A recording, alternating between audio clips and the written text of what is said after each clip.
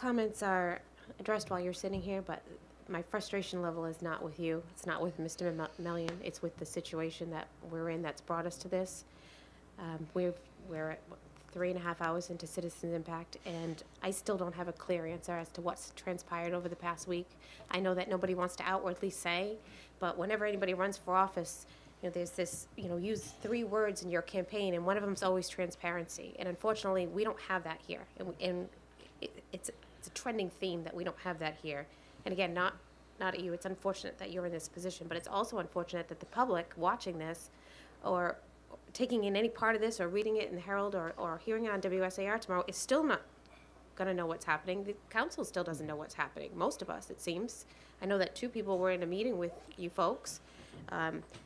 No one has asked me if I would be in support of a home rule petition until last Thursday, when I got a call when this was being put together.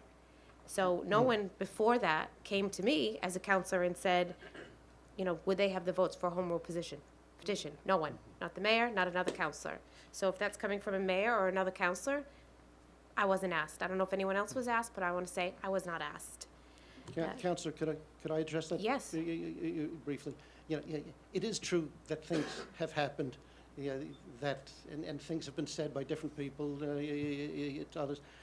And not all of it is appropriate for the public forum, but frankly, I would suggest to you that it's all irrelevant at this point, and that we shouldn't get distracted by the games and the politics and the personal financial interests and everything else. I understand that. The bottom line that I'm suggesting to you is this. We're doing our best to make this project work for the city and to help the city in every way. It's very important to us and to Market Basket that there be a liquor store here. We have tried, we have contacted every holder of a liquor license in the city. Nobody wanted to sell at any price except for one person, who is currently, however he got there, forget about it, is currently quoting a price which, in our experience and assessment, and those of others who are more knowledgeable than we are, is a significant multiple of the market. But whether it is market or not, it is more than any liquor store is willing to pay.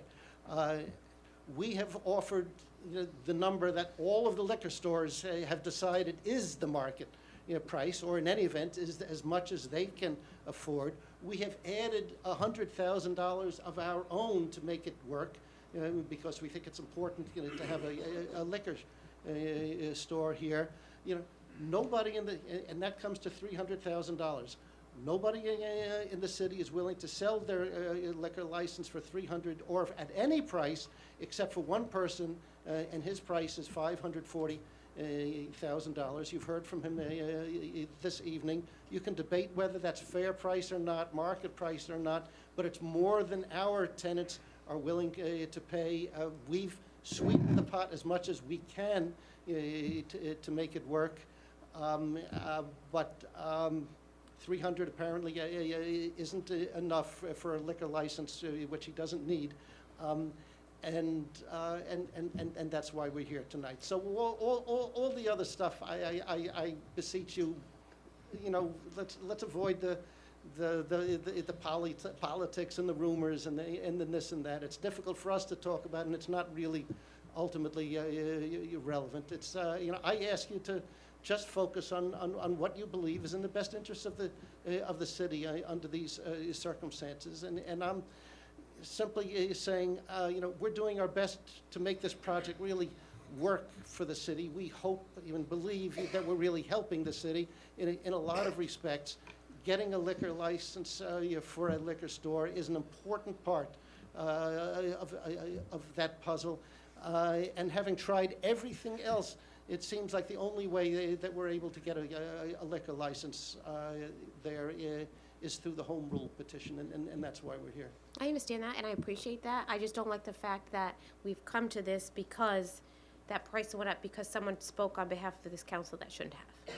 That's what I'm gonna say about that. And it's unfortunate, I've been here for 20 months now, that there seems to be a code of silence surrounding any backroom nonsense that happens. And it's not just you guys. There's a long line of people, and they don't speak up because they're in fear of what could happen in the future to them and how they're gonna be impacted. That's where my frustration is, not the situation, not you folks, not Mr. Million, not whatever's happening with the small businesses. I'm glad to hear that it's a smaller store and not a mega superstore, because that was something that was said earlier tonight. I just, And it's a local, okay. it's a local business. I don't want to hear any more about transparency ever again in council chambers or by anybody running for office, because nobody gives it to us. And we're asked to make a decision tonight. We're hearing that this is what's happening.